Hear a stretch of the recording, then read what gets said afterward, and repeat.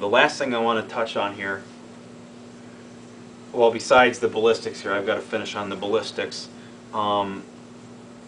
Generally speaking, like I said, I think the milling is a better quality, and it's kind of hard to show here.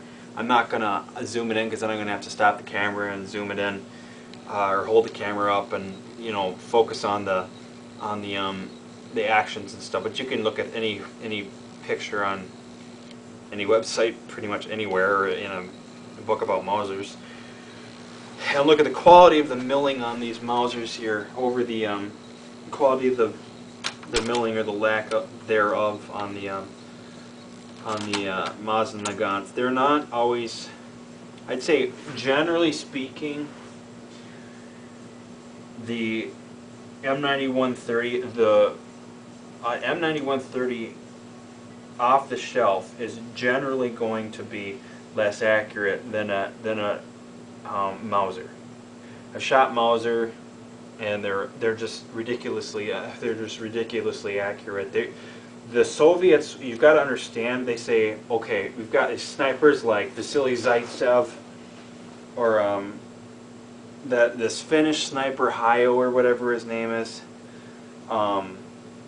you know, killing half of a battalion almost of troops. You know, I think that Hayo guy from Finland killed like 500 Russians, and with an M38 or with the M9130 or something, Finnish variant, and Vasily Zaitsev killed like 300, 400 confirmed kills of Germans. But you've got to understand that from what I've heard, these Russians, they don't just pull a regular, they don't just pull a random M9130 off the shelf and slap a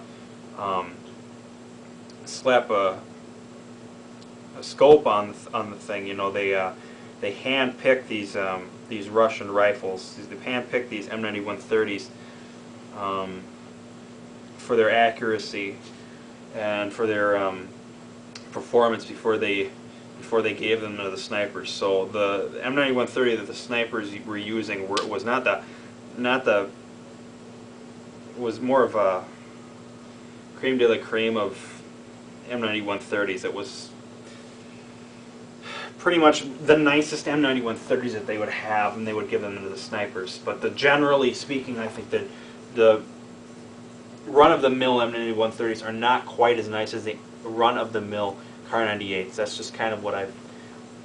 You can just, I mean, you can feel the quality of these Mausers too when you hold them in the action, like I said. And the last point that I wanted to mention here too was with the action. When you remove the bolt on here, I'm gonna pull the bolt out of the M44 here, but I'm gonna set the M9130 aside here for a second,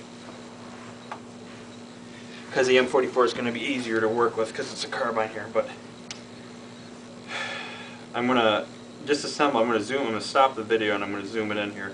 I'm going to show you how easy it is to disassemble this Mauser bolt. I'm not going to disassemble it the entire way, but I'm going to disassemble it enough to show you just how easy it is once you've got it down pat how to disassemble the bolt.